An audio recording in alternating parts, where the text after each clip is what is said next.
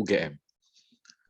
Sebelumnya yang perlu saya sampaikan, Awardee Talks ini adalah salah satu program yang diinisiasi oleh Divisi Pengabdian kepada Masyarakat dari Awardee Beasiswa Pendidikan Indonesia, khususnya Kelurahan UGM.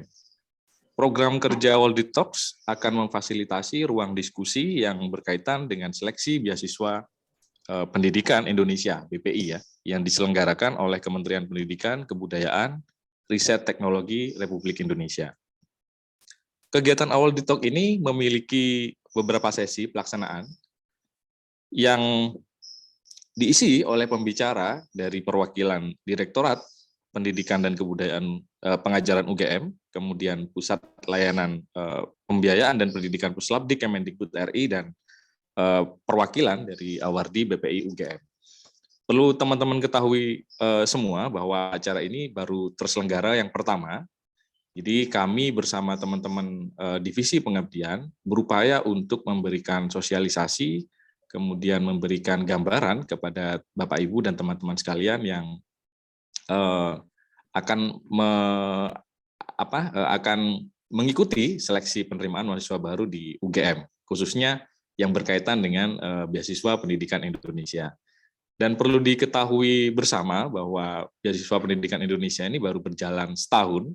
Jadi kami yang saat ini mendapatkan beasiswa tersebut merupakan angkatan yang pertama. Jadi karena angkatan ini masih baru, jadi kami berupaya untuk berusaha sekuat mungkin untuk memfasilitasi teman-teman, untuk membantu teman-teman untuk memberikan informasi yang cukup komprehensif dalam rangka mensukseskan beasiswa untuk untuk angkatan yang baru.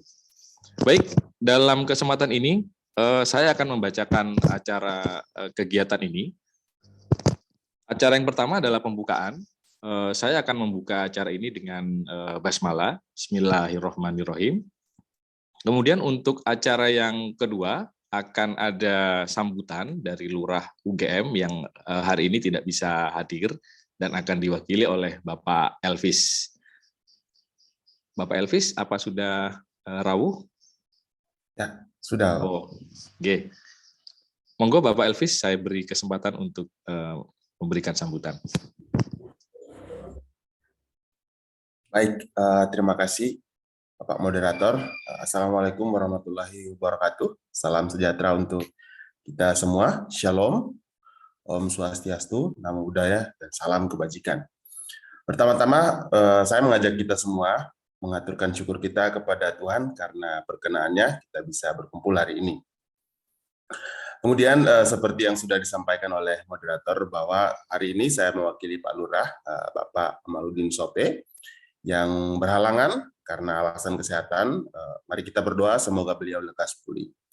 Yang kedua, saya ingin mengucapkan terima kasih kepada Ibu Endang Sulastri PhD yang telah meluangkan waktu beliau yang sangat berharga guna membarengi kita hari ini dalam kegiatan ini.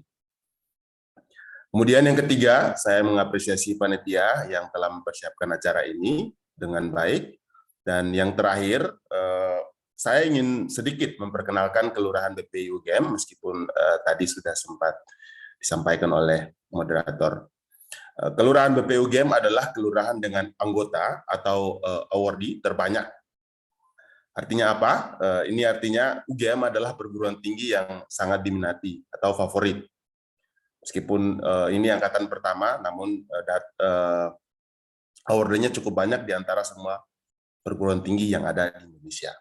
Nah, hal ini tidak bisa dipungkiri karena kita bisa melihat sendiri semua prestasi, sejumlah prestasi, baik tingkat nasional maupun internasional, yang terus diraih oleh UGM sebagai sebuah institusi, baik mahasiswanya dan juga dosennya yang sangat luar biasa.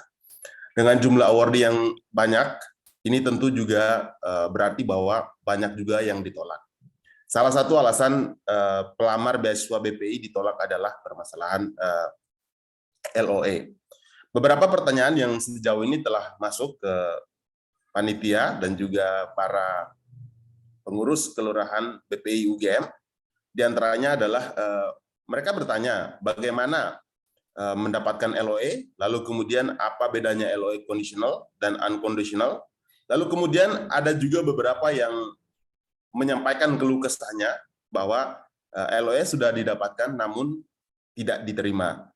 Ternyata yang diterima adalah surat keterangan bahwa telah memenuhi syarat dan tidak belum mengikuti tes.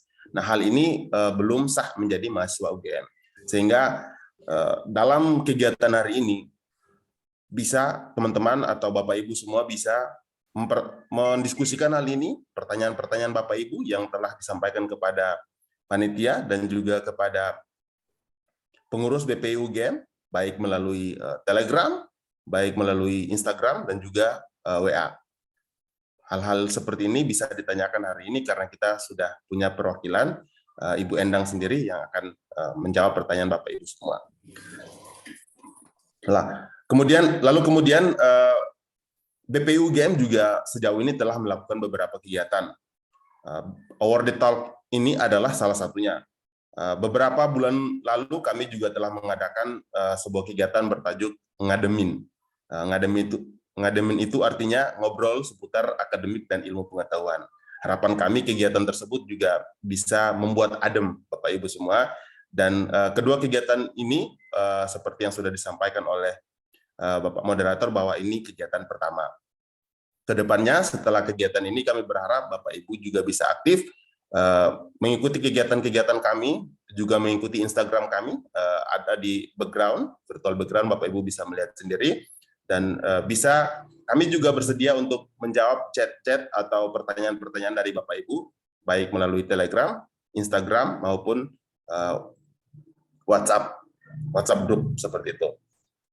Harapan saya semoga kegiatan ini bisa berjalan dengan baik dan Bapak Ibu yang memiliki kegundahan, pertanyaan-pertanyaan maupun kegalauan bisa menyampaikannya pada forum hari ini.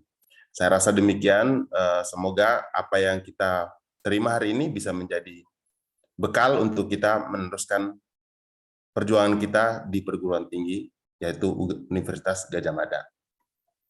Sekian dari saya, wassalamualaikum warahmatullahi wabarakatuh. Terima kasih Bapak Elvis atas sambutannya. Menginjak acara berikutnya, kita langsung saja kepada acara inti ya. Sebelum itu saya memperkenalkan dulu narasumber kita hari ini, Ibu Endang Sulastri, SPD. Selamat pagi Ibu. Apakah sudah rawuh? Pagi Pak. Oke. Saya bacakan dulu kurikulum vitae dari Ibu Endang Sulastri. Beliau adalah alumni dari UGM, lulusan tahun 1995, khususnya di Fakultas Peternakan UGM dengan konsentrasi sosial ekonomi peternakan. Kemudian mengambil studi masternya di Hiroshima University dengan konsentrasi Rural Studies dan Agriculture Economic. Kemudian doktoralnya di 2004 tahun lulus, juga di institusi yang sama, Hiroshima University, dan juga dengan konsentrasi studi yang sama tentang Rural Studies and Agriculture Economy. Kemudian riwayat aktivitas organisasi, profesional, dan jabatan. Beliau dari tahun 2011 sampai 2013 ini di Fakultas Peternakan UGM dengan posisi Kepala Laboratorium, Komunikasi dan Pembangunan Masyarakat. Kemudian dari 2013 hingga sekarang, beliau menduduki jabatan di DPP UGM sebagai Kasubdit Pasca Sarjana.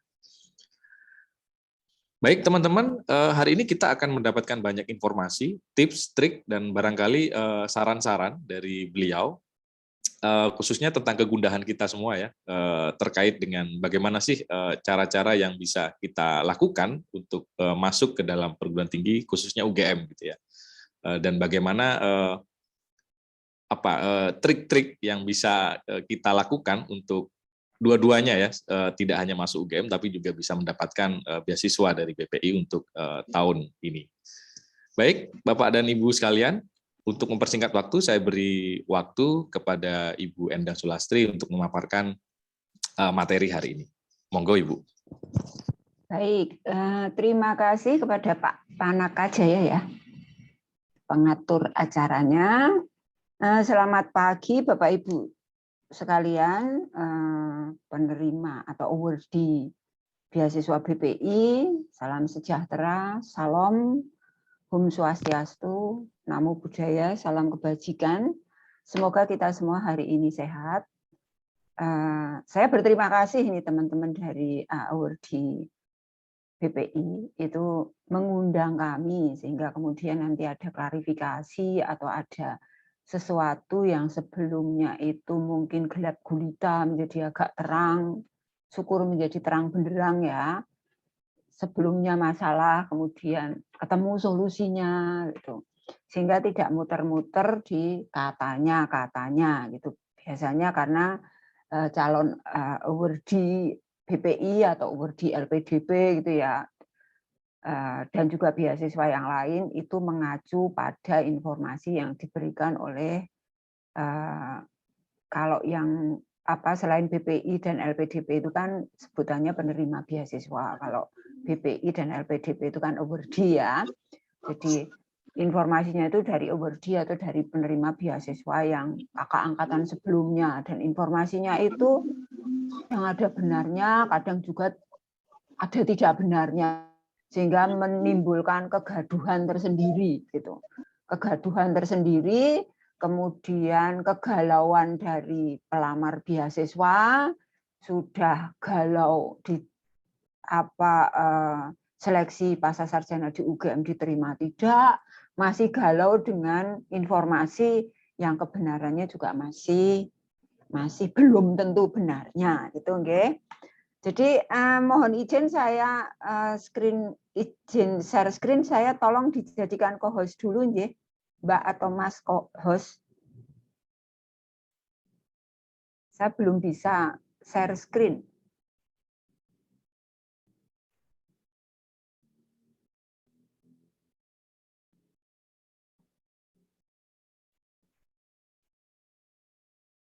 Apakah sudah bisa dibaca?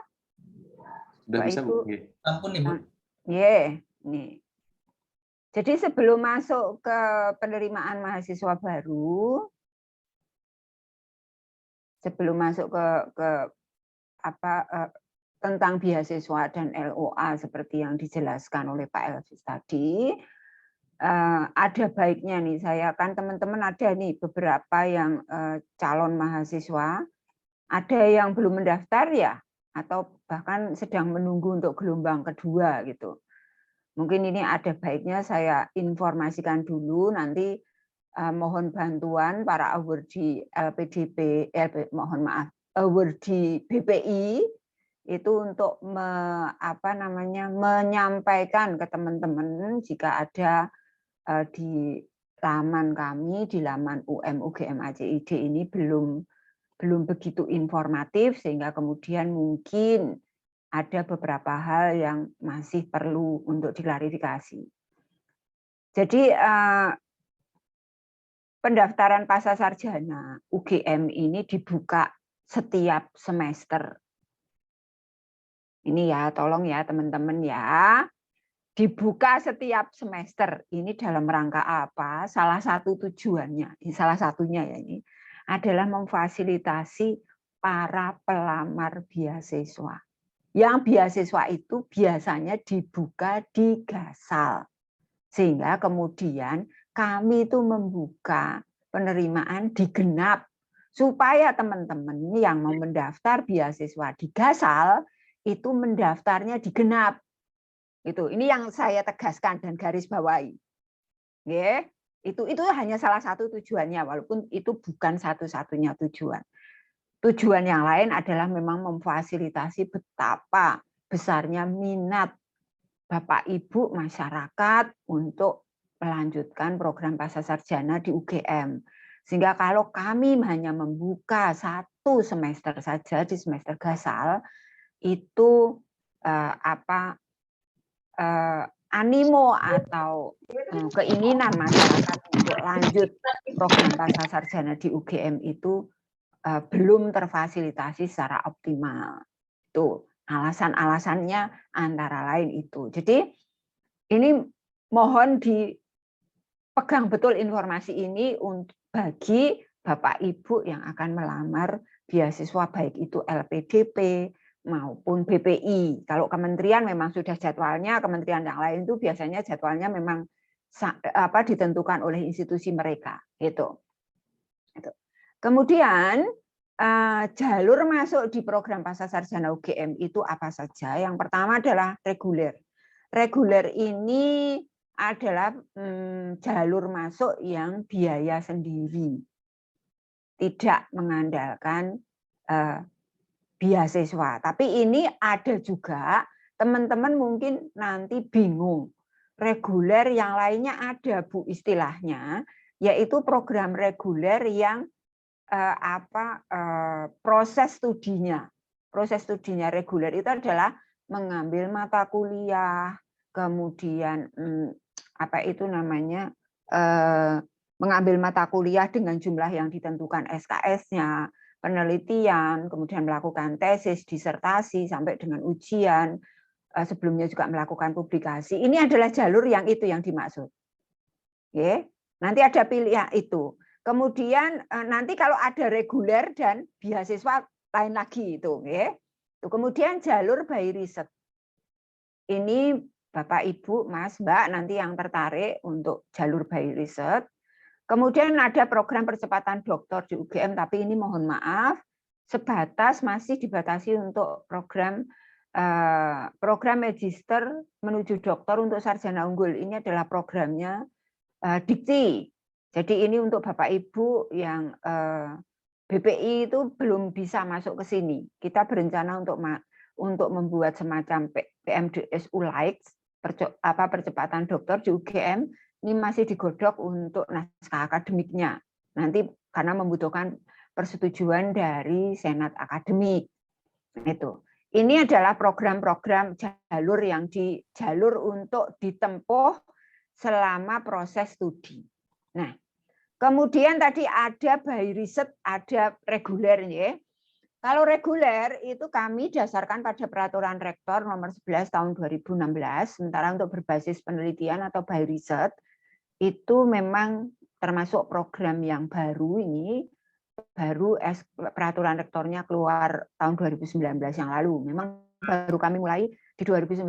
Ini Bapak Ibu kalau tertarik nanti, yang reguler itu adalah Bapak Ibu IPK-nya itu boleh untuk program master itu 2,5, minimal 2,5 untuk akreditasi A. Untuk akreditasi B itu bisa 2,75. Ini untuk IPK jenjang sebelumnya ya. Kemudian untuk yang akreditasi C itu harus di atas 3. Akreditasi prodi ini juga yang dimaksud adalah akreditasi prodi sebelumnya dan yang saat ini berlaku. Jadi ketika Bapak Ibu lulus S1 bagi yang mau lanjut S2, karena BPI kan ada untuk S2 juga, nggih. Jadi saya jelaskan juga untuk S2. Mungkin untuk awardee BPI di UGM sebagian besar S3 nggih, Pak, nggih. Nggih, Pak Elvi nggih. Benar enggak? Benar, Bu. Nggih, sebagian besar, tapi sekarang ini dibuka untuk tahun ini dibuka juga kuota beberapa pola untuk S2. Kemudian TPA harus lebih dari 500, kemampuan bahasa Inggris setara TOEFL itu 450. Sementara untuk by riset kami mengharuskan pada jenjang sebelumnya untuk ini untuk sebentar. Untuk nganu nggih ini lari ke dokter. Ini saya kembali dulu ke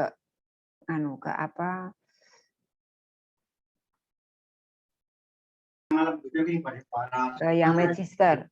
Ini. Kalau untuk yang magister program by riset itu minimal IPK S1-nya harus 3. Akreditasi asalnya, asal S1-nya minimal B. Kami tidak menerima yang C. Kemudian TOEFL itu 400 ya. Bapak Ibu 400. Baik itu untuk reguler maupun untuk by riset. Sementara untuk beban studi memang perkuliahannya lebih sedikit Bapak Ibu untuk yang by riset, sementara untuk yang reguler ini didominasi oleh kuliah. kegiatan perkuliahan. Tesis hanya 8 sampai 12 SKS, sementara untuk yang program bioriset itu dibalik, tesisnya yang lebih banyak. Jadi, loh Bu, tesisnya kok lebih banyak itu gimana? Karena ini nanti ada perhitungan syarat untuk bioriset itu adalah harus melakukan publikasi. Ini bedanya, nggih.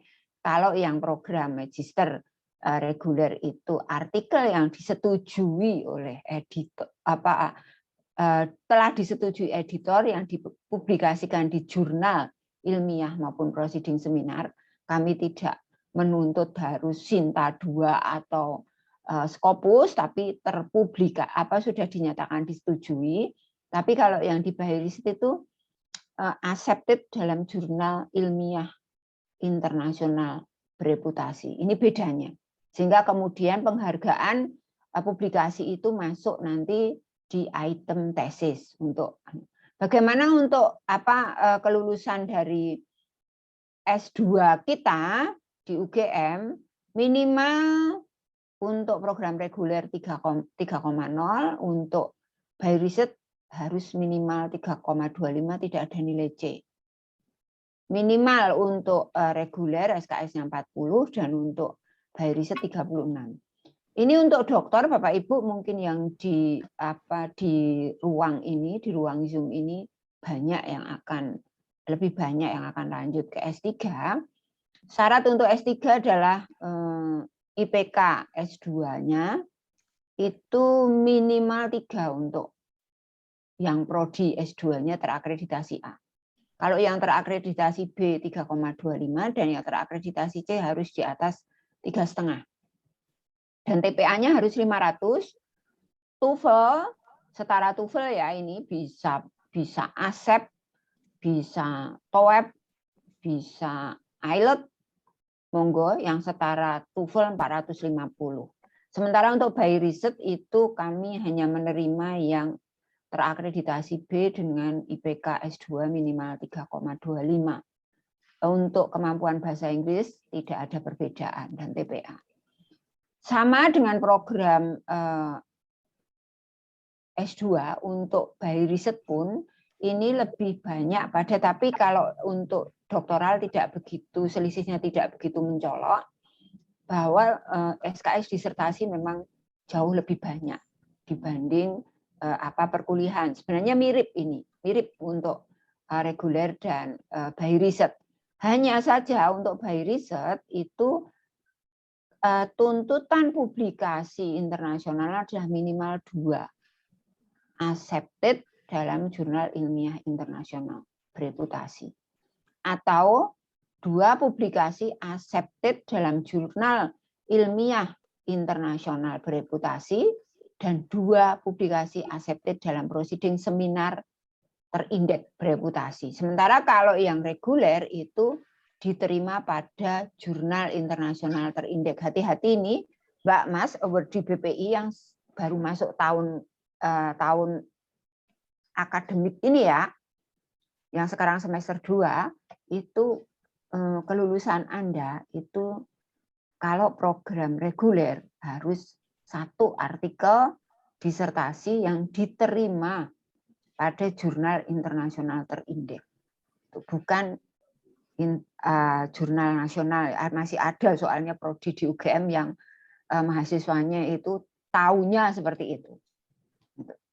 Kemudian IPK-nya minimal untuk lulus S3 harus 3,25, untuk bioriset tanpa nilai C, dan ini minimalnya untuk reguler itu 46 SKS dan untuk bioriset 42 SKS saja. Prosedur atau alur pendaftaran pasca sarjana seperti apa? Jadi Bapak Ibu yang mau mendaftar silahkan, nanti ada pilihan. Ada pilihan. Ketika membuka ada pilihan apakah biaya sendiri atau kerjasama atau pelamar beasiswa. Kalau Bapak Ibu belum menentukan ini masih mau melamar beasiswa kemana, silahkan masuk ke pelamar beasiswa. Tapi kalau sudah mantap dengan biaya sendiri, silahkan kemudian klik biaya sendiri. Atau kerjasama yang lain. Kami memiliki walaupun dosen, BPI ini kan sebagian besar dosen ya, karena memang peruntukannya itu, dosen tidak harus beasiswanya BPI. ada yang kerjasama dengan perguruan tinggi itu sendiri, ada yang kerjasama dengan beberapa, kalau perguruan tinggi swasta itu kerjasama dengan yayasan, atau bahkan kalau perguruan tinggi di daerah itu ada yang kami kerjasamanya dengan Pemda. Itu. Nah, silahkan Anda memilih apakah akan biaya sendiri ataukah Anda dibiayai oleh sebuah kerjasama UGM dengan institusi atau yayasan di mana Anda bekerja, atau Anda sedang mencari beasiswa, melamar beasiswa. Artinya Anda di sini nantinya pelamar beasiswa, kliknya. Nah, kemudian syarat akreditasi itu tadi yang dimaksud syarat akreditasi untuk masuk UGM itu yang seperti apa? Existing saat calon mahasiswa mendaftar. Jadi ketika Anda misalnya yang mau masuk S3, S2-nya itu dari salah satu prodi di UGM. Anda lulus mungkin tahun 2000, itu ya, atau 2010 lah katakanlah, 2010. Yang akreditasi Anda saat itu sudah sudah tidak bisa lagi untuk ditelusur. Justru kami adalah menuntut, mempersyaratkan bahwa akreditasi itu adalah akreditasi saat ini. Prodi, akreditasi prodi saat ini, existing. Kalau prodi itu sedang melakukan reakreditasi, itu silahkan bukti penyerahan borangnya ke BAN atau ke LAM. Bisa LAM PT Kes, bisa LAM PT yang lainnya. Sekarang sudah ada LAM PT yang lainnya. Gitu. Kemudian screenshot laman dari BAN PT. Jadi bukan harga mati kalau misalnya Bu sedang reakreditasi, sementara ini sertifikatnya itu sudah kedaluarsa, tapi prodinya sedang reakreditasi. Kadang update laman BAN PT juga atau LAM PT itu agak juga ya, lamban juga, kami paham itu sehingga memberi solusi seperti ini. Kemudian ini TPA tadi skornya sudah saya sebut berapa, hanya Bapak Ibu tolong ini ya, bahwa TPA yang kami verifikasi, yang dipersyaratkan, direkomendasikan oleh UGM adalah dari PAPS UGM, TPDA yang diselenggarakan oleh PLTI, dan TPA Bappenas. Itu saja. Tidak menerima yang lain, dan mohon diperhatikan bahwa masa berlakunya adalah maksimal 2 tahun dari tanggal dikeluarkannya sertifikat. 2 tahun dari dikeluarkannya sertifikat. Banyak sekali pelamar yang tidak terverifikasi itu yang sertifikat TPA maupun kemampuan bahasa Inggrisnya itu lebih dari 2 tahun. Kemudian syarat bahasa Inggris, mohon ini diperhatikan. ASEP ini diselenggarakan oleh UGM, TOEP atau PLTI, kemudian IELTS, IBT TOEFL, dan ITP TOEFL. Sama, maksimal 2 tahun juga.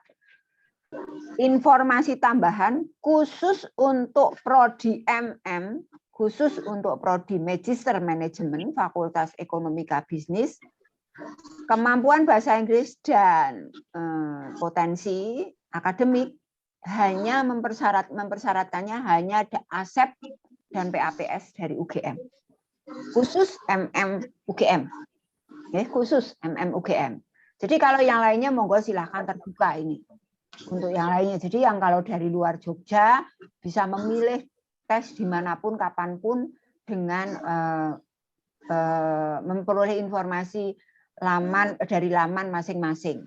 Kapan tesnya, dan sekarang ini banyak yang tes online ya, itu untuk tes kemampuan bahasa Inggris.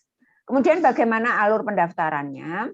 Alur pendaftarannya Bapak Ibu, pertama adalah calon mahasiswa membuat akun, silakan membuka laman um.ugm.ac.id. Di sana langsung ada kotak merah, membuat akun pendaftaran. Setelah akun pendaftaran dibuat, Anda akan memperoleh email untuk verifikasi akun. Dengan ada link, tinggal Anda klik saja link itu. Sehingga nanti akun Anda aktif.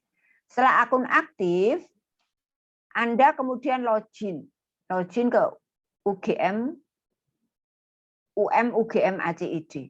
Login untuk memilih jalur tadi. Apakah reguler, biaya sendiri atau reguler, ataukah kerjasama atau pelamar beasiswa dengan disertai memilih jalur, memilih kemudian prodi, sesudah itu kemudian melengkapi data. Pengisian data, setelah pengisian data, Anda kemudian mengunggah dokumen. Dokumen-dokumen yang ada di petunjuknya. Nanti apa saja harus diupload. Kemudian sesudah isian selesai dan Anda selesai mengunggah, kemudian Anda mengisi data rekomendator. Pastikan data rekomendator Anda sudah mengontak. Pak, Bu, Anda mohon bantuan Bapak Ibu untuk memberikan rekomendasi karena saya akan mendaftar di UGM, masa sarjana di UGM. Dan pastikan email rekomendator adalah email yang aktif karena rekomendasi akan kami berikan nanti melalui email. Kemudian nanti ada link tertentu dan rekomendatornya nanti mengisi. Itu. Pastikan bahwa rekomendator emailnya aktif. Kemudian karena ketika rekomendator belum memberikan rekomendasinya, Anda tidak bisa lanjut.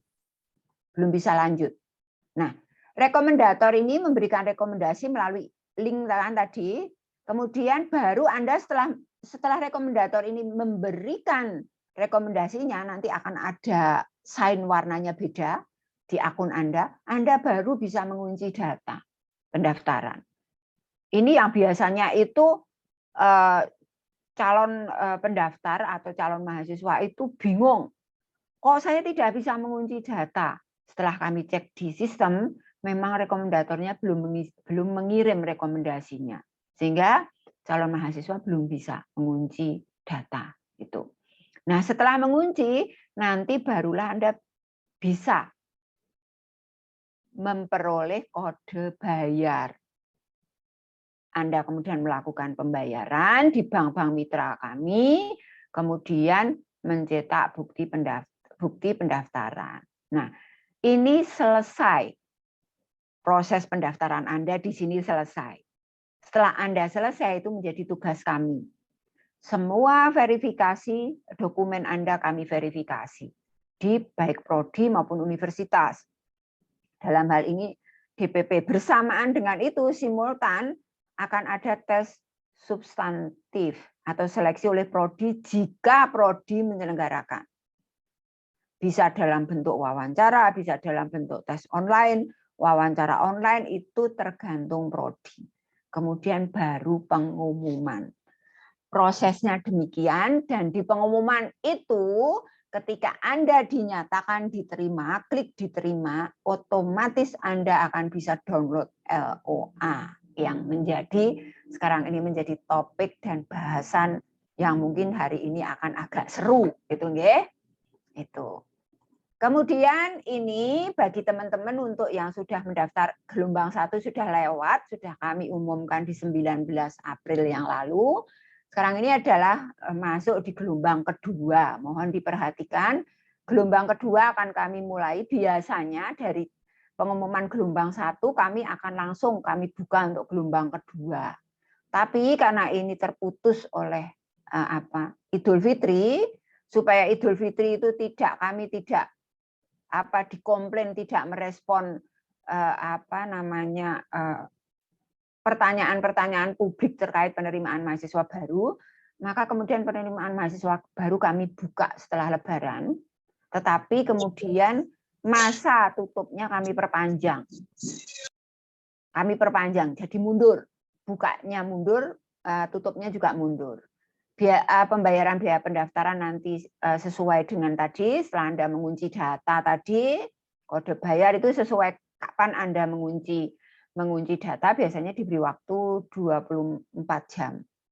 Kemudian verifikasi dokumen akan kami lakukan di Mei sampai dengan 21 Juni. Kemudian tes substansi oleh prodi, perkiraannya lokasi waktunya ini bisa, tetapi sebelum ini nanti prodi akan mengontak masing-masing calon mahasiswa. Kemudian pengumuman seleksi di 5 Juli. Registrasi online bagi yang diterima 6 sampai 12 Juli. Inilah mulai hasil seleksi ini yang membuat gaduh. Karena LOA baru diterima di 5 Juli. Itu. Dan nanti sampai pada kegiatan perkuliahan di Agustus. Sementara pengumuman BPI untuk periode tahun ini akan diumumkan di Agustus. Pendaftarannya ditutup bulan Juni dan UGM baru memberikan LOA di 5 Juli. Itu. Ini yang pasti akan memunculkan banyak pertanyaan, bahkan komplain, bahkan kebingungan. Silakan untuk hari ini unek-unek itu dikeluarkan semua. Kemudian ini Bank Mitra pembayaran uang pendaftaran UGM. Jadi ketika Anda membayar tidak harus ke Mandiri, ke BNI ya. Ini bermitra dengan 6 bank ini. Boleh pilih yang manapun. Jadi saya kira mahasiswa pasti punyalah salah satu dari ini karena biasanya Bapak Ibu dosen salah satu dari bank plat merah itu biasanya memiliki ya. Jadi bank plat merah itu kami anukan semua. Dan ini untuk syariah baru dalam proses MOU. Itu. Kemudian kalau ada sesuatu yang ditanyakan, ini adalah informasi lebih lanjut, silakan nanti hubungi kami, bisa melalui email, bisa melalui WA kami, ini hotline service kami untuk telepon pada hari dan jam kerja ya, untuk telepon, tapi untuk WA sudah, Facebook ada, nanti di UGM kami akan Twitter juga ada, kemudian nanti email, informasi email juga ada, akan lebih lengkap. Itu saja yang bisa saya sampaikan. Mohon nanti silahkan kalau ada pertanyaan atau hal yang mau diklarifikasi, baik dari teman-teman BPI, di BPI, maupun dari calon pelamar BPI atau yang sudah mendaftar, artinya pelamar BPI. Monggo waktu saya kembalikan kepada pengatur acara. Oke, terima kasih Bu Endah Sulastri atas pemaparan materinya tadi sangat mencerahkan ya bagi teman-teman mungkin yang agak sedikit bingung dengan alur pendaftaran dan sebagainya. Tadi sudah cukup jelas, tapi ini kayaknya banyak pertanyaan ini Bu. Sudah ada teman-teman yang raise hand. Saya kasih kesempatan 1 termin dulu ya untuk mungkin 3 pertanyaan dulu supaya nggak terlalu banyak. Ada Bapak atau Ibu ini ya, Septian Emma Dwi, ya Bu Septian Emma Dwi, monggo. Ya, baik. Terima kasih atas kesempatan yang diberikan. Perkenalkan, saya Septian dari Jogja. Bapak Ibu, saya baru berencana mau mendaftar di UGM untuk program doktoral yang kedokteran dan ilmu kesehatan. Untuk saya terlewat untuk yang gelombang 1, jadi berencana untuk yang gelombang kedua. Tapi saya pernah mendapatkan info, jadi untuk FKKMK itu ada periode tertentu yang hanya membuka untuk sivitas akademika UGM. Nah, apakah yang gelombang 2 itu nanti dibuka untuk umum juga atau yang untuk sivitas akademika UGM itu? Baik, mohon infonya. Terima kasih. Wassalamualaikum warahmatullahi wabarakatuh. Waalaikumsalam. Terima kasih Bu Emma. Selanjutnya mungkin langsung saja Bu Sofi Septiana. Baik, terima kasih. Assalamualaikum warahmatullahi wabarakatuh. Terima kasih Bu Endang tadi sangat mencerahkan Bu sebenarnya. Cuman beberapa hal mungkin saya minta arahan dari Ibu. Yang pertama, alhamdulillah saya sudah mendapatkan letter of acceptance dari UGM tahun lalu di program studi doktor psikologi. Tapi karena kemarin tahun lalu ada kendala di LPDP, jadi saya minta deferred. Jadi sudah mendapatkan surat penundaan untuk registrasi di semester Gasal 2022-2023 yang akan insya Allah bulan Agustus ini. Pertanyaan pertama Bu, ini kan saya harus melakukan registrasi sesuai jadwal adalah dari tanggal 6 sampai 12 Juli.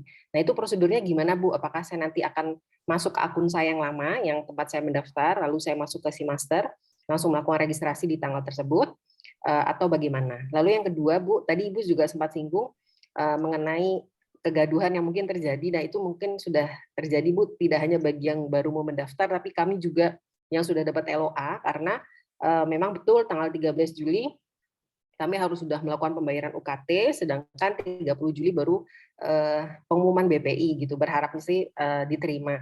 Nah, apakah memungkinkan, Bu, karena ini waktunya juga sebenarnya hanya 2 minggu berbeda buat yang sudah mendapatkan LOA yang defer dari tahun lalu untuk mendapatkan surat penundaan bayar UKT gitu. Atau haruskah kami membayar UKT dulu, tapi ketika diterima lalu bisa direimburse oleh BPI? Mohon arahannya, Bu. Terima kasih. Assalamualaikum. Waalaikumsalam. Oke, terima kasih Bu Sofi. Satu lagi nggih, Bu Fitra. Ya, terima kasih. Assalamualaikum warahmatullahi wabarakatuh. Waalaikumsalam. Ya, perkenalkan nama saya Fitra Cinta Dirna, saya guru dari Kabupaten Ogan Ilir, Provinsi Sumatera Selatan. Jadi tadi saya sudah menyimak apa yang disampaikan. Untuk pendaftaran, saat ini saya sedang berjuang menembus PSPR UGM, gitu, mengambil S3. Ketika saya lihat pendaftaran di sana, pengumuman UGM itu tanggal 5 Juli, kemudian pendaftaran BPI-nya tanggal 30 Juni. Ini jelas saja menjadi ketakutan tersendiri bagi saya yang saat ini sedang berjuang menembus PSPR UGM. Nah, mohon Bapak Ibu untuk memberikan informasi sedetail-detailnya apakah kami yang daftar di gelombang kedua ini bisa ikut BPI, karena pengumuman BPI sendiri pendaftarannya itu tanggal 30 Juni. Mungkin itu saja. Terima kasih. Assalamualaikum warahmatullahi wabarakatuh. Waalaikumsalam warahmatullahi wabarakatuh.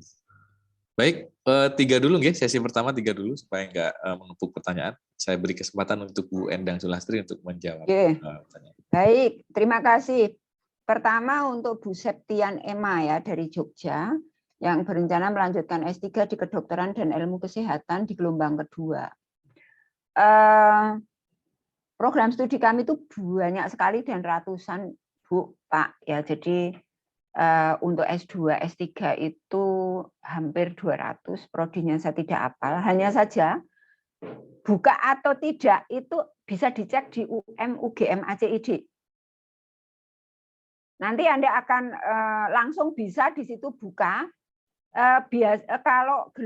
Kalau semester gasal itu biasanya buka semua kecuali untuk yang genap itu. Jadi nanti silahkan Mbak Septi Emma kalau membuka membuka web kami UGM, coba silahkan di sambil membuka UM UGM ACID. Kalau di sana ada di list S3 itu ada, berarti buka. Karena yang kami infokan itu adalah yang buka di situ. Kalau yang tidak buka tidak akan kami tampilkan di web di saat periode penerimaan. Jadi ketika di periode penerimaan gelombang 2 ada di laman kami, berarti buka. Tapi saya optimis untuk yang semester gasal itu semua prodi buka. Itu. Kemudian untuk Bu Sofi Septiani, LOA tahun lalu untuk defer, bagaimana untuk mengaktifkannya kembali. LOA yang sudah diterima oleh mungkin sebagian besar calon penerima beasiswa, calon awardee, itu kemudian tidak otomatis ketika Anda sudah punya LOA, kemudian datang di UGM dan kemudian aktif. Tidak, Bapak Ibu.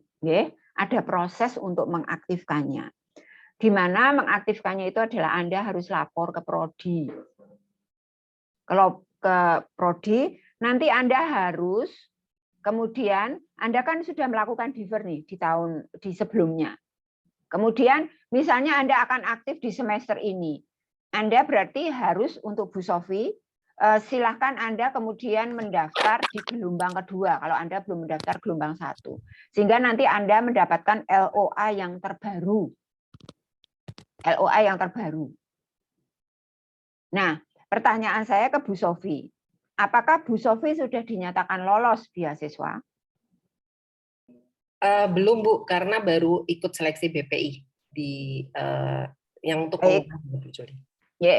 Artinya kalau ketika Anda melakukan pengaktifan kembali defer, itu Anda kemudian mau mengaktifkan untuk memperoleh LOA baru, itu Anda mendaftar seperti biasa, Anda upload juga, hanya saja Anda tidak perlu membayar biaya pendaftaran.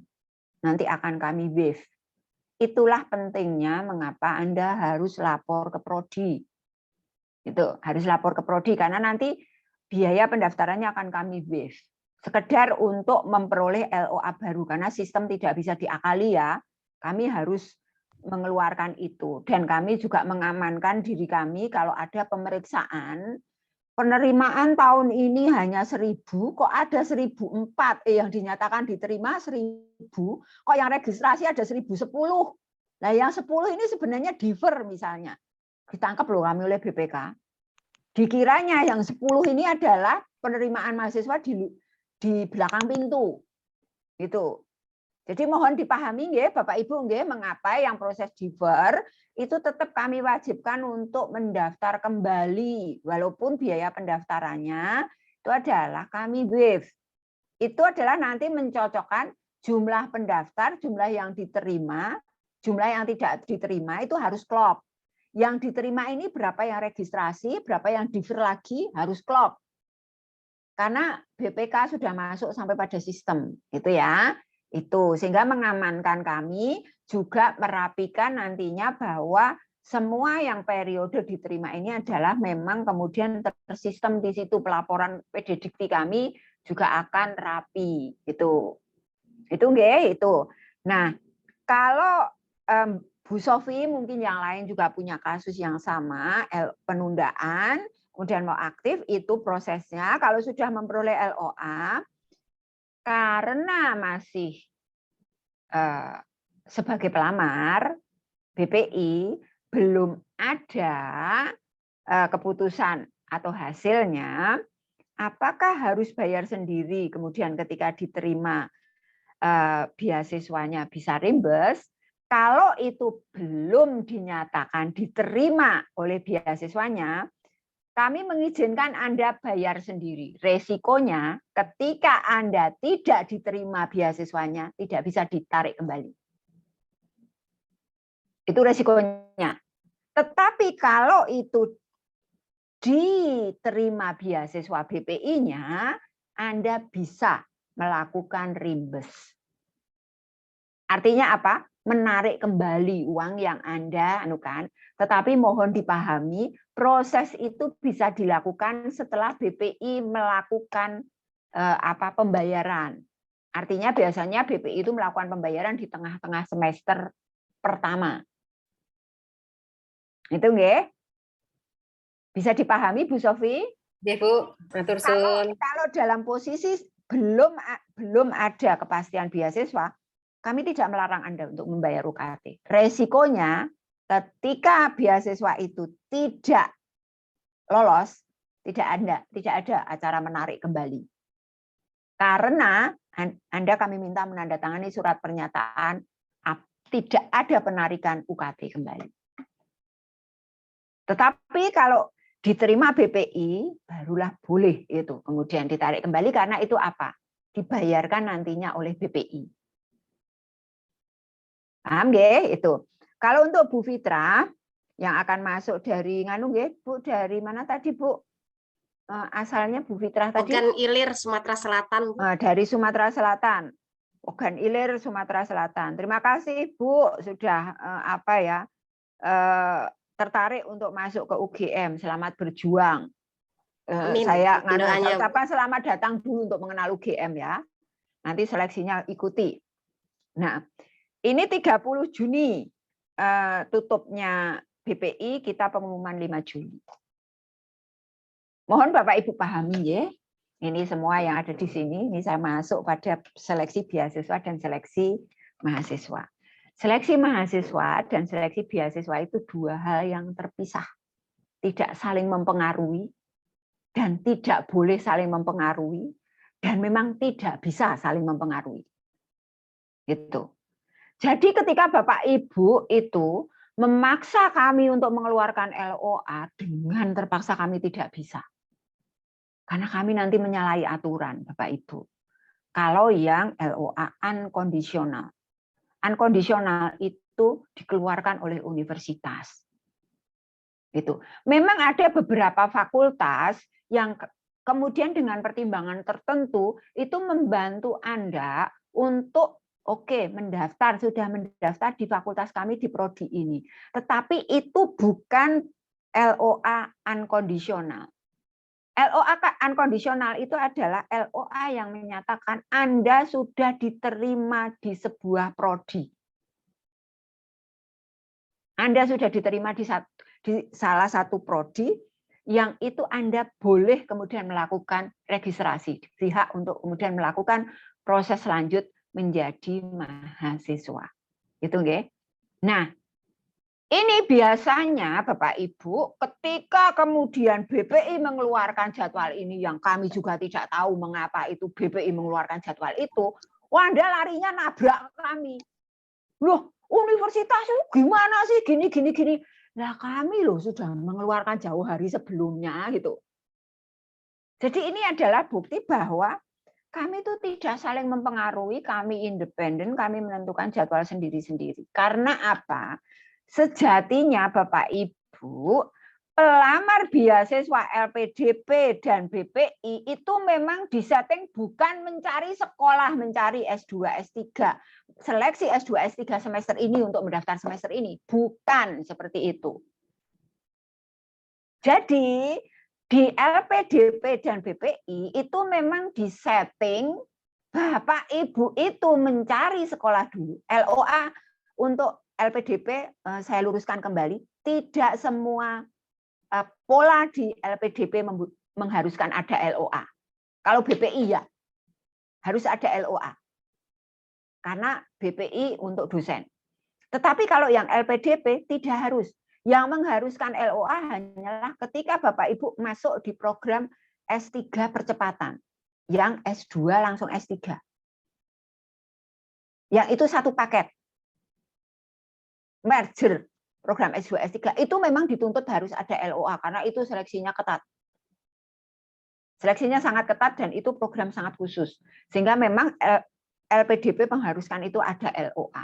Tetapi program yang lain, pola-pola yang lain tidak. Tapi kami itu rasanya itu oleh pelamar-pelamar LPDP kami harus punya LOA. Siapa bilang saya gitu kan?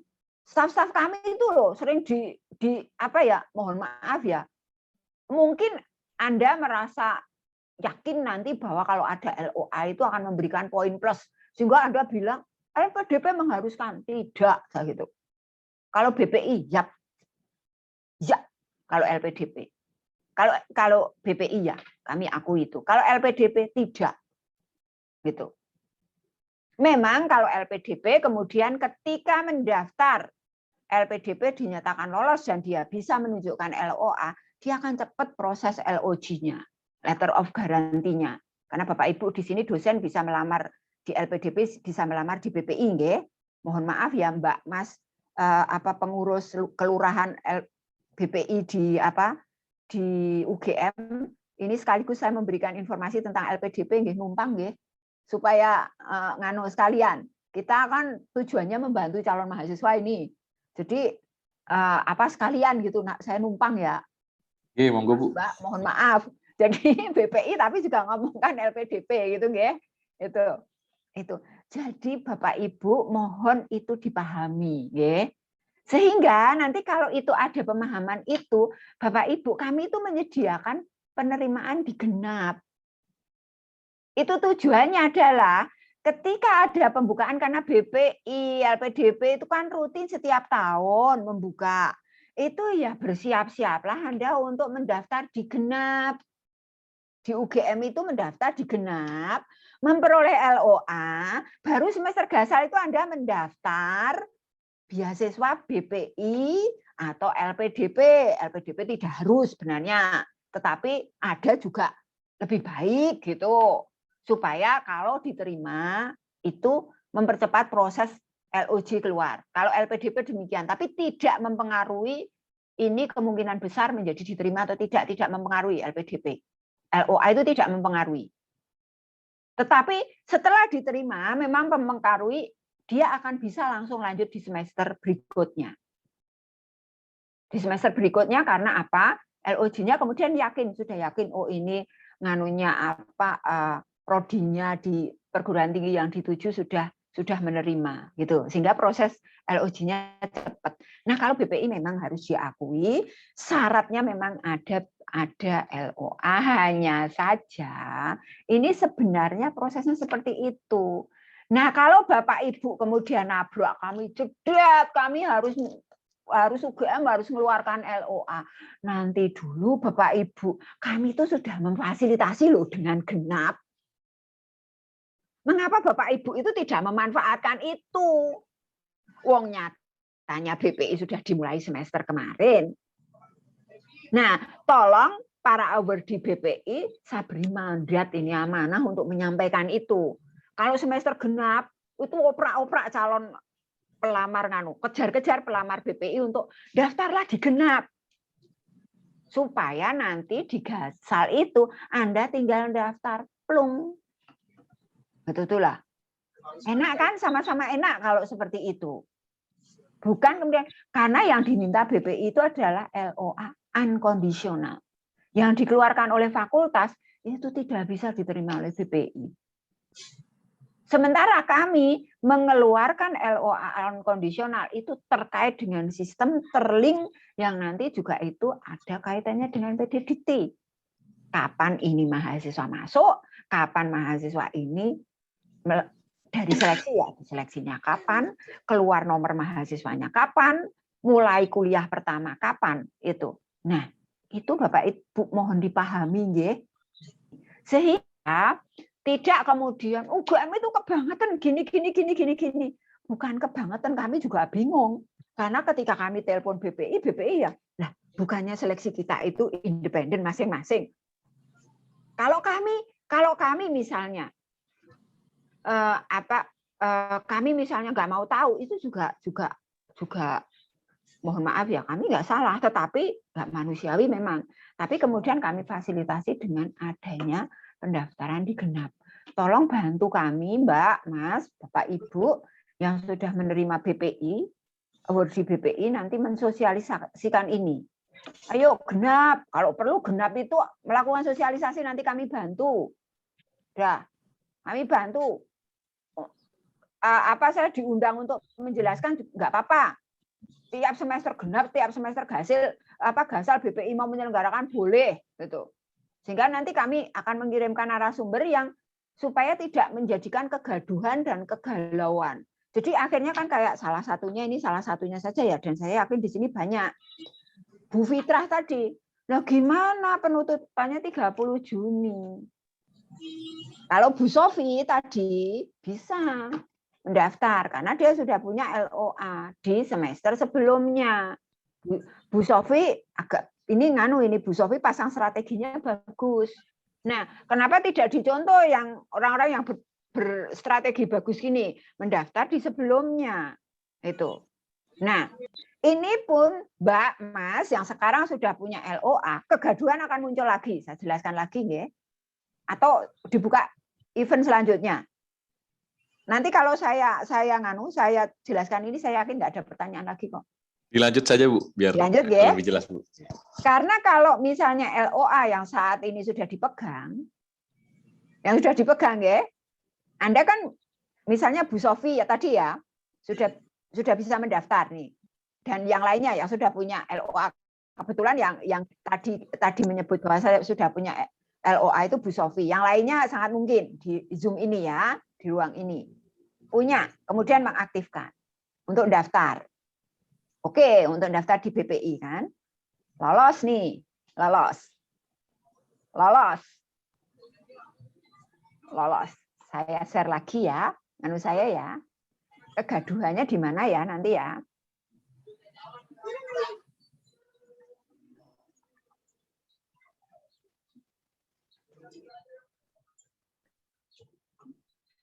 Ini bisa ya, Pak Bu, bisa dilihat ya. Aduh kok malah.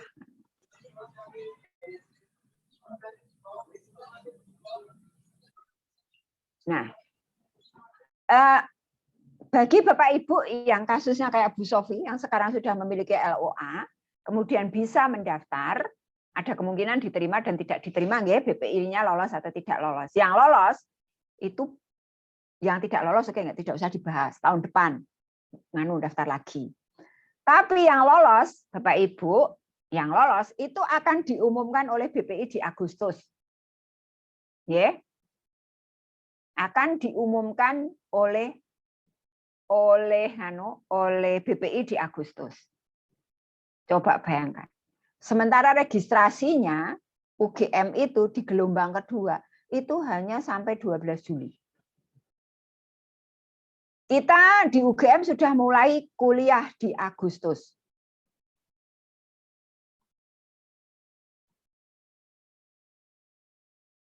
Jadi Bapak Ibu, kira-kira kegaduhannya bisa ditebak kan? Ini seleksi, belum pengumuman, tapi harus sudah registrasi.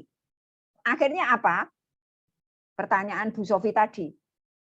Apakah saya boleh membayar sendiri atau nanti kemudian itu dirembes? Oke, kalau itu nanti BPI lolos boleh dirembes. Tetapi kalau itu gambling, ya gambling Bapak Ibu nggak berani. Kalau Bapak Ibu gambling dengan, oh nggak apa-apalah saya. Nanti kalau tidak diterima BPI saya akan lanjut dengan biaya sendiri, nggak masalah.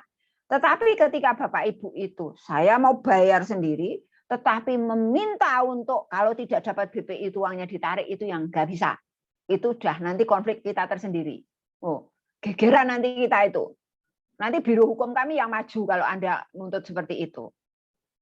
Sudah biro hukum kami yang maju. Nah, yang kami sarankan adalah nanti biasanya, nah ya udah kalau seperti saya nunggu aja deh, nganunya pengumuman resminya boleh menunggu resminya. Nah biasanya, oke pengumuman Agustus keluar, biar mahasiswa registrasi sudah kami tutup kan? Ini yang terjadi BPI kemarin, ya enggak Bapak Ibu, yang BPI, yang overdi BPI kemarin semuanya telat registrasi, ya kan? Telat dan kami terpaksa memfasilitasi. Semester ini kami tidak memfasilitasi. Semester ini mohon maaf kami tidak memfasilitasi yang terlambat. Jadi supaya rapi semuanya. Tapi bagaimana memfasilitasinya? Yang sudah terlambat, tidak registrasi, tetapi dia dapat beasiswa BPI. Silahkan memulai kuliah di genap. Dan itu kami konfirmasi ke BPI dan itu diizinkan. Itu nggih. Berarti kalau Anda sudah, saya sudah kayak Bu Sofi ya, misalnya ini kasusnya, mohon maaf, berulang kali Bu Sofi yang saya jadikan contoh ya. Bu Sofi ini daftar. Kemudian, nah saya berani gambling kok Bu, bayar UKT sendiri. Dapat, Bu Sofi bisa kuliah Agustus. Kalau BPI-nya lolos. Tapi kalau BPI-nya nggak lolos, Bu Sofi ada dua kemungkinan, dua pilihan, mundur dengan uang hilang, atau lanjut biaya sendiri. Saya tidak tahu BPI nanti ada skema ongoing atau tidak. Saya tidak tahu. Kita belum tahu semuanya. Saya tanyakan, BPI belum menjawab. Belum tahu. Kami masih menata, katanya gitu. Nah, kalau ongoing, Bu Sofi bisa lanjut, bisa melamar kembali tahun depannya dengan tetap kuliah. Tetapi kalau misalnya itu nanti yang sudah bayar ya ini, yang sudah bayar sendiri, kalau diterima, otomatis dia akan lanjut di semester gasal ini. Tetapi yang terlambat registrasi, jangan memaksa untuk masuk di semester ini. Silahkan, nanti kami fasilitasi, pasti diterima, pasti masuk di semester genap. Begitu, Bapak Ibu, semoga jelas nggih, tidak memunculkan kegaduhan, kehebohan dan kegalauan tersendiri. Jadi yang misalnya saat ini soalnya ada dua kelompok kan ini yang tidak bisa mendaftar BPI karena sudah kelewat, tidak ikut gelombang 1, silahkan tetap mendaftar di gelombang 1 ini. Nanti untuk mendaftar BPI periode berikutnya. Nah, Kalau yang sudah mendaftar, sudah punya LOA, mendaftarnya bisa gelombang kemarin, bisa semester sebelumnya, itu silahkan mendaftar BPI. Kalau berani gambling ya silahkan bayar sendiri untuk bisa kuliah semester ini. Tetapi kalau tidak berani gambling, ya sudah, tunggu pengumuman dan mulai kuliah semester genap. Kita sama-sama rapi, kita perguruan tinggi memfasilitasi, UGM memfasilitasi, BPI tidak disalah-salahkan, tapi universitas juga bisa memfasilitasi semua itu. Sehingga kalau seperti itu nanti semuanya rapi. Gitu. Itu nggih? Begitu? Ini masih ada pertanyaan nampaknya, Bu. Monggo silahkan. Saya buka termin berikutnya. kedua, ini sudah ada yang raise hand dan memberikan kolom chat. Ini saya kasih kesempatan dulu untuk yang raise hand. Ada Ibu Miftah, monggo. Jadi begini Bu, saya sudah mendapatkan LOA tahun kemarin. Kemudian saya sudah menghubungi Prodi sehingga saya sudah mendaftar kembali di semester Gasal. Di semester ini saya mendaftar kembali Bu. Namun saya tetap membayar uang pendaftaran dan sehingga mendapatkan LOA yang baru. Nah, pertanyaannya ketika mengisi di Simaster itu kan ada opsi ya Bu untuk jalur reguler dengan jalur beasiswa dan ternyata itu menentukan nilai UKT. Untuk yang jalur reguler itu 13, untuk yang UKT itu teman saya 18 Bu, 19 juta. Nah, itu kalau misalnya kami mau membayar UKT sendiri dengan jalur reguler karena kami masih mendaftar di BPI dan belum tahu ya keterima atau tidak, sedangkan sudah terlanjur untuk mengisi yang di Simaster itu jalur beasiswa.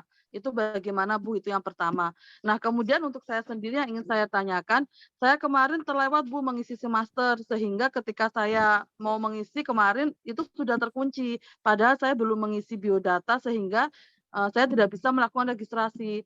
Apakah bisa dibantu untuk Simasternya dibuka kembali atau saya menunggu mendaftar kembali di gelombang 2 Bu? Begitu. Terima kasih Pak. Oke, dua lagi nggih Bu, biar 3 nggih. Bu Nelly ya kayaknya, Bu Nelly sudah tadi ya. Oke, monggo.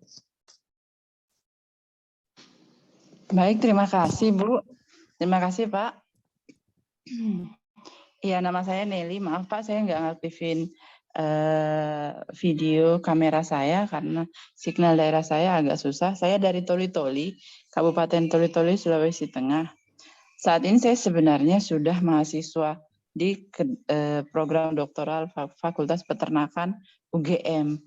Nah, saya ingin tanyakan apabila saat ini karena saya sudah semester 2 dan nanti akan semester 3, karena BPI mensyaratkan ongoing hanya di semester 1, jadi saya nggak bisa ikut lagi untuk BPI yang ongoing. Nah, mohon petunjuknya apabila saya apakah saya harus mengikut lagi mendaftar mahasiswa baru, apa kalau misalnya tetap kekeh ingin ikut BPI, ikut program BPI, apakah harus mengulang di semester 1 lagi?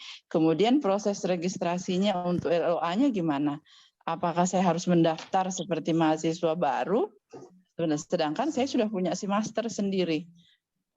Mohon petunjuknya. Kemudian terkait persyaratan untuk mahasiswa baru ya, kalau tahun lalu kami mendaftar itu dengan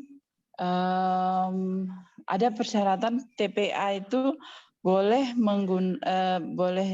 penundaan karena kalau misalnya nilainya belum cukup. Nah, apakah tahun ini pertanyaan teman saya yang ingin masuk UGM, apakah tahun ini masih berlaku untuk kebijakan terkait nilai yang belum cukup itu, Bu? Mohon petunjuknya. Terima kasih. Terima kasih Bu Nelly. Satu lagi Bu Dini nggih. Monggo. Baik, terima kasih Pak Panaka Jaya. Selamat pagi Bu Endang. Perkenalkan, saya Dini dari Universitas Sultan Ageng Tirtayasa, Banten, Ibu. Berencana ingin daftar di program Doktor Ilmu Pertanian UGM. Mohon ini Ibu arahannya. untuk yang gelombang 2 saya melihat di jadwal kan ada seleksi wawancara substansi ya Bu. Nah, saya coba konfirmasi di Prodi kan itu tidak ada Bu untuk Fakultas Pertanian katanya. Nah, apakah ada kemungkinan nanti untuk LOA maju di penerbitannya? Terus yang kedua, saya sempat tanya di Prodi juga untuk mendapatkan LOA unconditional seperti yang Ibu jelaskan tadi, dengan mengirimkan persyaratan yang lengkap sudah sesuai UM-UGM, apakah nanti LOA itu bisa berlaku kalau saya akan tetap mendaftar di gelombang 2 nantinya. Seperti itu, Ibu. Terima kasih. Oke, terima kasih.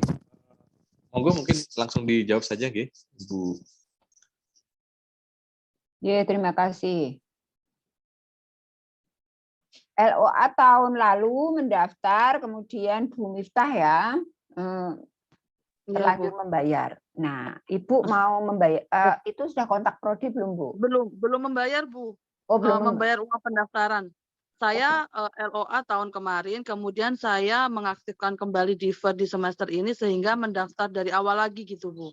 Mendaftar dari awal lagi. Ibu kontak Prodi, jadi Ibu membayar uang pendaftaran, nggih? Nggih, sudah Ibu kontak Prodi, Bu. Biologi. Mohon maaf Bu, ini untuk teman-teman ya yang defer ya, tolong sebenarnya uang pendaftaran itu tidak perlu dibayarkan lagi, tapi kalau sudah terlanjur dibayar memang tidak bisa ditarik kembali, mohon maaf. Untuk itulah komunikasi dengan Prodi, karena nanti Prodi yang akan menindaklanjuti itu. Seharusnya Prodi Bu, bukan kalau kami kan banyak sekali ya ini yang ditangani. Itu mohon maaf ini. Jadi, nah kemudian untuk kalau misalnya Bu Miftah ini mau membayar sendiri karena terlanjur melamar di pelamar beasiswa, kemudian tarifnya dibuat tarif yang mahal, tarif kerjasama itu. Kalau Ibu membayar sendiri, nanti melaporkan bahwa Ibu akan membayar sendiri, itu nanti tarif UKT-nya di sistem akan kami rubah, bisa dirubah untuk tarif bayar sendiri, jadi lebih murah. Nah, Bu, kalau saya telat mengisi master, pripun, Bu? Kalau telat mengisi master, Ibu segera lapor ke Prodi, karena kemarin Bu. Berarti tidak registrasi, nggih? Nggih, kelewat Bu saya, Bu. Tidak registrasi, segera lapor ke Prodi, nanti Prodi akan melaporkan ke universitas dan Ibu dianggap nanti melakukan nanti diajukan defer lagi. Tapi untuk mendaftar BPI sakit pakai LOA nggih, Bu? LOA yang sekarang nggih? LOA sekarang kan sudah keluar, Bu. Nggih, sampun. Bisa. Tetapi Ibu harus mengurus defer nggih, Bu. Nanti kalau tidak mengurus defer, Ibu semester depan tidak bisa registrasi. Gelombang 2 kalau misalnya mau registrasi, entah itu biaya sendiri, entah itu BPI, Ibu tidak bisa registrasi. Karena Ibu dianggap sudah mengundurkan diri. Oh nggih, Bu. Bu, kalau misalnya minta fasilitas dibuka masternya lagi, mboten saged ya, Bu? Mboten saged, Bu. Itu kan sudah jadwalnya kapan registrasi, kapan kan ada, Bu. Oh, berarti saya solusinya mendaftar kembali di gelombang 2 saja ya, Bu? Tapi lapor Prodi dulu agar nanti sistemnya memang Ibu nanti persis seperti Ibu ketika mengajukan defer, nanti Ibu akan dapat surat juga penundaan registrasi. Sampai keluar surat itu, nanti di gelombang kedua bisa registrasi lagi. Oh, nggih. Padahal kan terakhir tanggal 30 niki ya, Bu? Untuk gelombang 2 ya? Nggih. Tadi tanggal berapa ya? Maaf. Sebentar. Untuk gelombang kedua itu sampai dengan gelombang kedua pendaftarannya ya, Bu? 14 Juni, Bu. Oh iya, sampai Juni. Silakan untuk segera mengurus defernya, Bu. Itu. Kemudian untuk jelas ya, Bu Miftah nggih. Bu Nelly Toli S3 Fakultas Peternakan Ilmu Peternakan. Sekarang semester 2 masuk di semester berapa, Bu? Bu Nelly. Bu Nelly masuk di genap atau semester 3, Bu. Masuk semester 3 bulan semester nanti ke depan Gasal ini semester 3. Berarti Ibu masuk di Agustus. Iya. Yeah. Bu, kami itu kebijakan ongoing itu atau tidak ada, itu bukan ada di UGM. Jadi itu ada di BPI, kami tidak tahu pemecahannya seperti apa, kemudian bagaimana solusinya untuk Ibu bisa mendapatkan ongoing, karena kami itu setiap tanya ongoing itu untuk BPI memang belum mengeluarkan untuk ongoing. Di UGM belum ada. Ada Mas, Mbak, yang tahun kemarin ada Bu, ongoing tahun kemarin ada. Tahun ini nggak tahu, belum Iya, tahun ini belum keluar. Belum tahu. Jadi syaratnya apa juga belum tahu.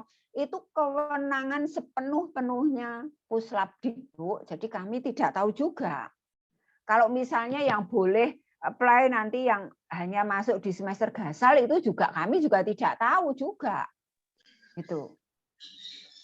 Ya Bu, jadi mohon petunjuknya Bu. Kalau misalnya saya ingin mengulang dari semester 1 misalnya Bu ya. Kalau misalnya jadi semester 1, apakah saya harus membuat LOA baru lagi atau gimana Bu? Apakah atau dengan catatan saya memang harus membayar UKT sendiri, UKT lebih dulu untuk semester 3.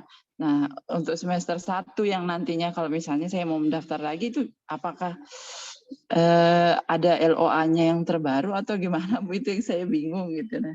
Ibu sudah semester berapa Bu? Sudah semester sekarang ini masuk genap kan ya Bu ya? Ini sekarang udah semester 2 Bu. Semester 2. Semester 2 Ibu berarti kan sudah masuk ya? Bu. Iya Bu, jadi semester depan Ibu itu silahkan kan menghubungi prodi saja ya Bu. Terus Bu, untuk LOA-nya gimana Bu? Ya kami nggak bisa mengeluarkan LOA Bu. Kami nggak Gitu bisa ya? mengeluarkan LOA karena LOA Ibu kan sudah sebagai mahasiswa. Iya Bu. Ibu tunggu apakah ada ongoing atau tidak, dan itu kewenangan sepenuhnya Puslapdik Bu, bukan kami. Kami nggak tahu Bu. Jangan kejar kami ya. Iya, Kalau saya bilang tidak tahu. Iya, Bu, maaf Bu, saya pertanyaan yang kedua itu Bu dari teman saya, apakah masih berlaku untuk TPA kebijakan TOEFL itu dulu kebijakan boleh disusulkan itu karena memang di awal pandemi waktu itu pelayanan tes TOEFL TPA itu belum terlaksana dengan baik. Bahkan online pun belum, waktu itu benar-benar tutup ya lembaga-lembaga itu. Kemudian karena saat ini lembaga-lembaga tes itu sudah menyelenggarakan baik luring maupun daring, itu kebijakan itu sudah dicabut. Sudah tidak ada lagi Bu kebijakan itu. Ini itu hanya berlaku kalau tidak salah di 2 semester saja. Di laman sudah tidak ada lagi Bu keterangan itu. Baik Bu. Laman UM kami sudah tidak ada lagi. Nah itu. Kemudian Bu Dini, ujian wawancara tidak ada. Apakah LOA bisa dimajukan? Tidak. Tidak bisa karena ujian substansi itu ada atau tidak itu adalah kewenangan prodi. Bukan berarti yang tidak ada ujian substansinya kemudian LOA-nya maju itu tidak bisa. Lalu LOA yang diterbitkan oleh fakultas itu apakah berlaku? Itu yang menilai BPI Bu, bukan kami. Jadi manut BPI saja ya. Kalau yang LOA yang dikeluarkan oleh universitas, ya itu. Tapi kalau yang dikeluarkan oleh fakultas, kalau mau mencoba monggo. Tetapi kalau tidak bisa berlaku, mohon kami jangan dimarahi ya. Jangan komplain gitu loh. Kami membantu, boleh memang mengizinkan fakultas mengeluarkan.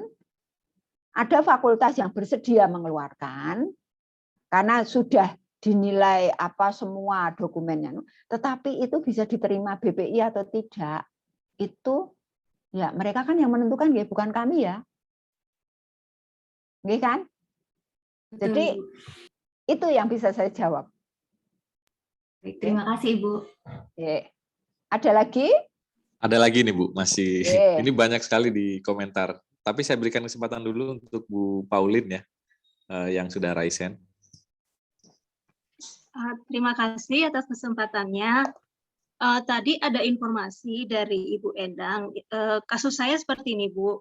Kemarin saya sudah melakukan proses pengisian DC Master dan saya memilih pembiayaan jalur beasiswa. Tapi karena masih menunggu masih menunggu penerimaan beasiswa itu, dan kami kan harus membayar biaya registrasi paling lambat besok ya Bu, tanggal 28 April itu. Dan ternyata memang biaya UKT untuk jalur beasiswa itu atau kerjasama itu kan lebih mahal ya Bu dibanding dengan UKT mandiri. Nah, apakah ada kemungkinan atau ada prosedur yang bisa kami lewati untuk mengubah ke jalur mandiri terlebih dahulu sehingga kami bisa membayar dan melakukan registrasi untuk gelombang pertama ini yang pembayarannya paling lambat besok itu, Bu. Nah, kalau misalnya ada prosedurnya seperti apa? Itu pertanyaan saya, Bu. Terima kasih, Bu.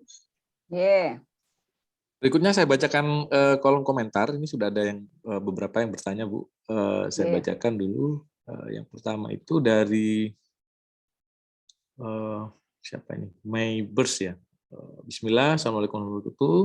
Mohon izin bertanya, Bu, terkait pendaftaran S2 UGM jalur beasiswa untuk mendapat LOA sebagai syarat beasiswa LPDP, bagaimana konsep penundaannya? Kemudian Ibu Olivia, mohon izin bertanya untuk surat rekomendasi dari rekan kerja atau atasan, atau bagaimana, Bu?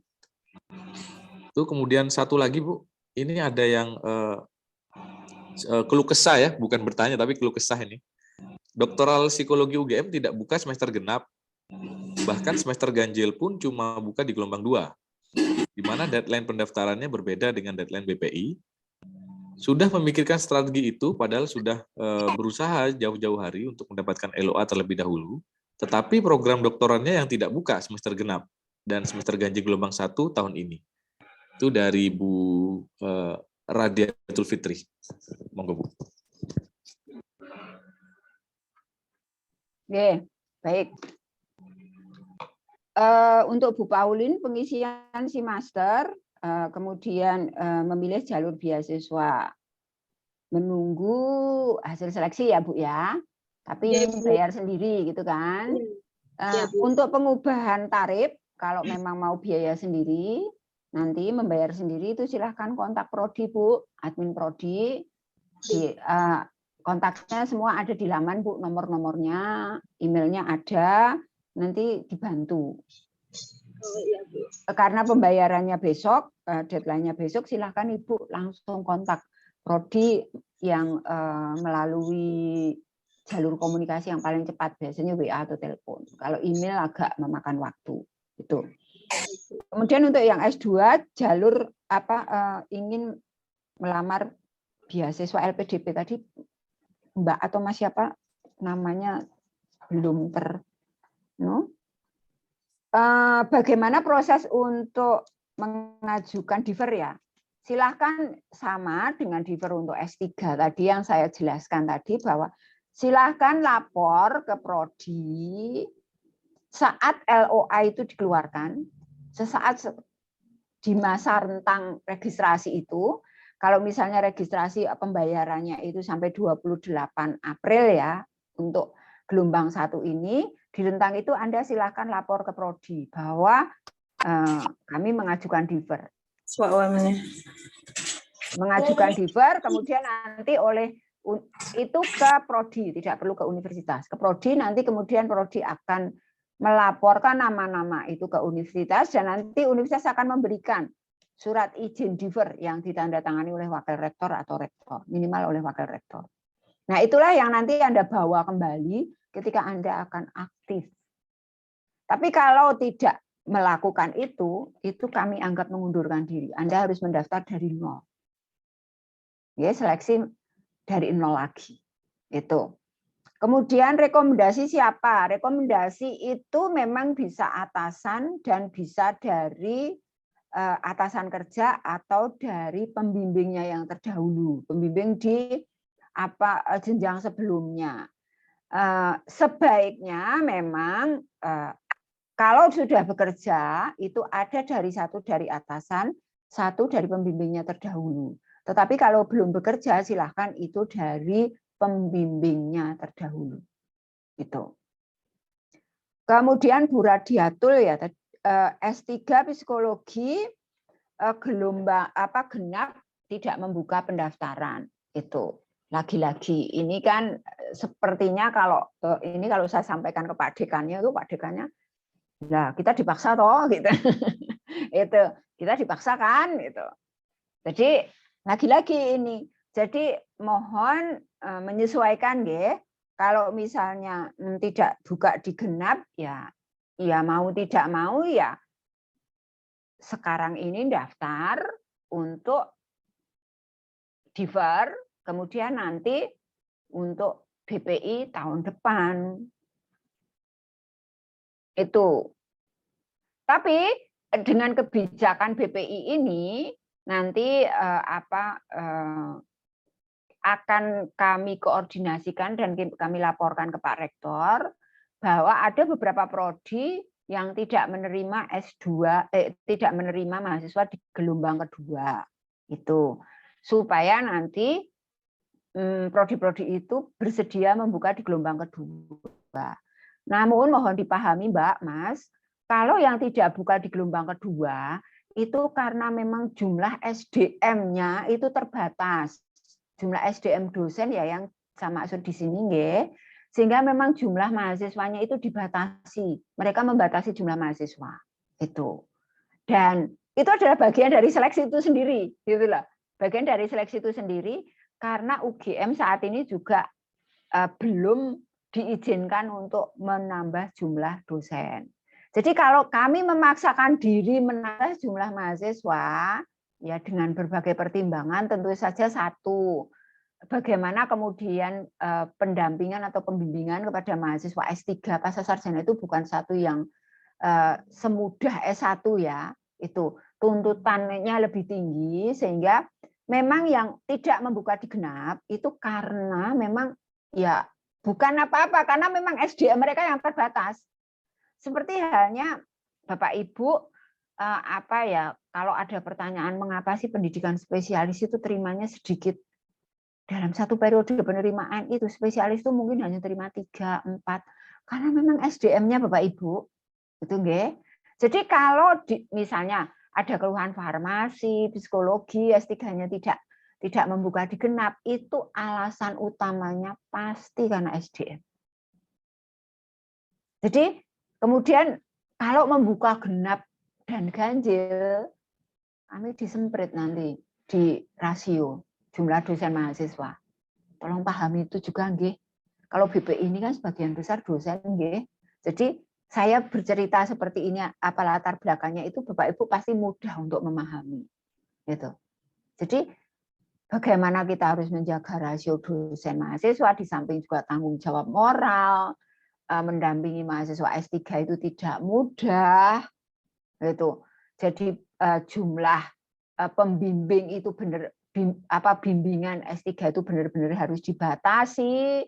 Yang membimbing kalau di UGM itu juga ada kriteria tertentu dan penerimaan S3 itu tidak serta-merta kami boleh kok menerima satu angkatan satu prodi itu 100. Tapi mau dengan nanti pelayanan yang nggak jelas, masa studi yang nggak jelas dengan tingkat kegagalan tinggi.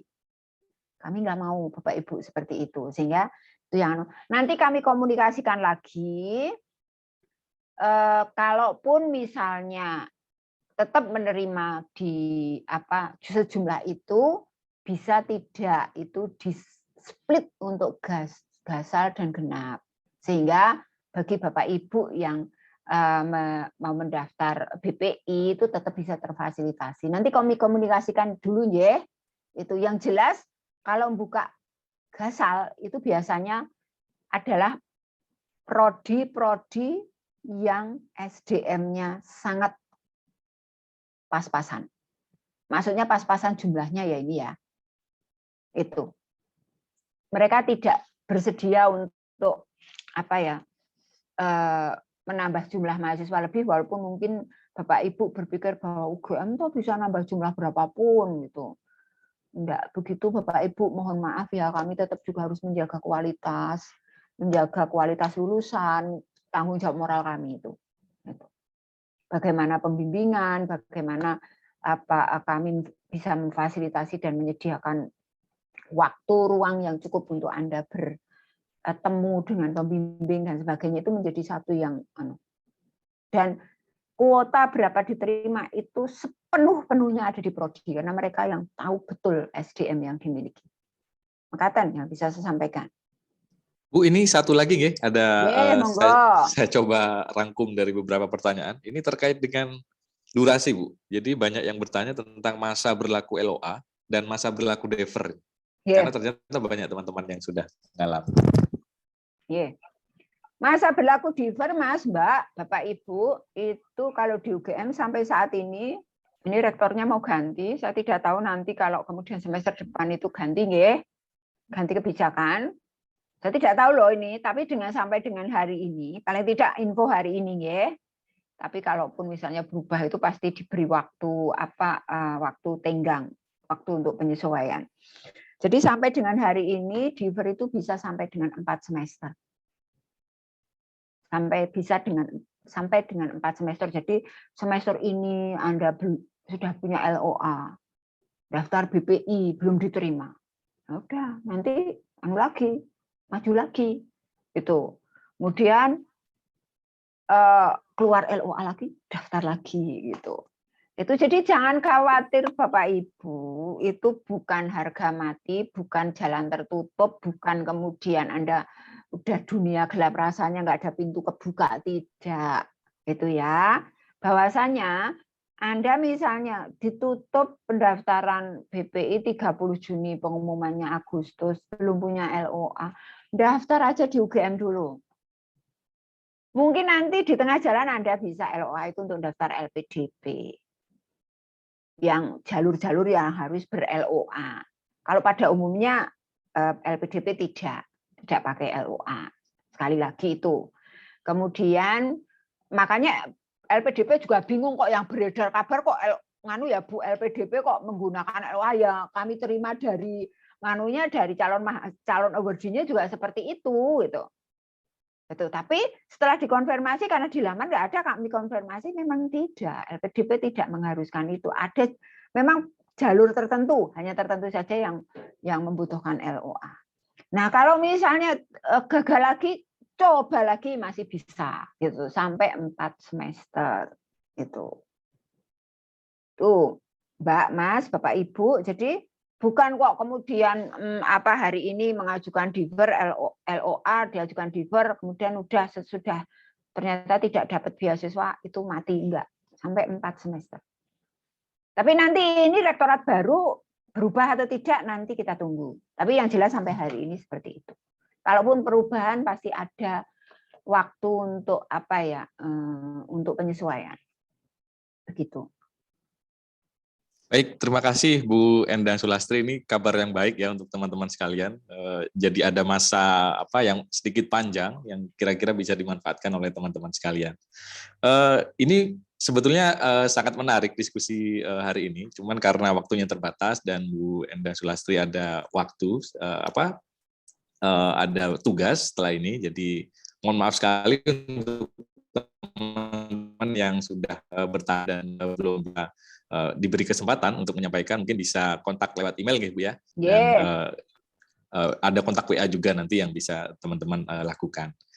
Baik teman-teman, terima kasih sudah menghadiri Awardee Talks yang pertama, dan untuk informasi selanjutnya teman-teman divisi pengabdian UGM juga akan mengadakan Awardee Talks yang kedua yang nanti akan dilakukan setelah Lebaran.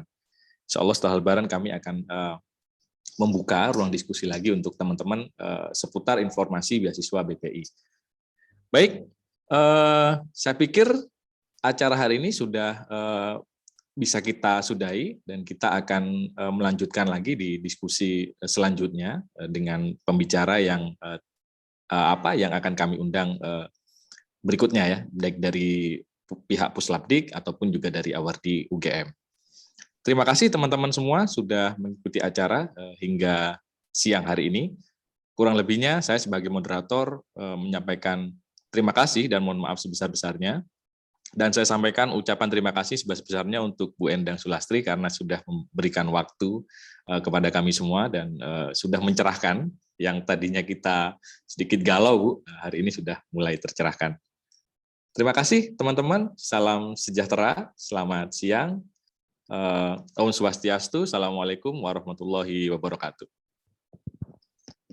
Baik, terima kasih. Saya langsung pamit ya, Bapak Ibu. Sukses Matur selalu, nuwun, Ibu. sehat selalu. Terima kasih, Bu Semoga Endang. semuanya yang ingin masuk UGM diterima dan terfasilitasi beasiswanya. Amin. Terima kasih, matur suwun, Bu. Langsung saya pamit ya.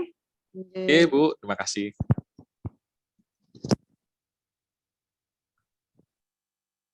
Aduh.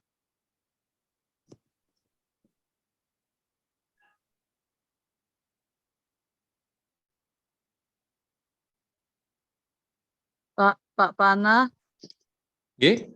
Pak, sakit minta kontaknya itu Pak, Bu Endang Pak. Tadi saya kelewat mencatat. Oh ya, sebentar. Nanti mungkin ada rekamannya, Bu. Ada rekaman dari sesi ini, sesi diskusi ini nanti akan kami upload di YouTube. Di sana nanti ada slide yang dibagikan oleh Bu Endang ya, nanti bisa dicatat. Oh, ditunggu ya, Bu. Nanti mungkin akan kami upload di YouTube. Oh, nggih, Pak. Ya. Untuk sertifikat teman-teman jangan lupa untuk mengisi presensi karena kami juga menyediakan sertifikat untuk teman-teman yang sudah berpartisipasi hari ini. Linknya tadi sudah kami tautkan di kolom chat, silakan teman-teman bisa mengisi ya.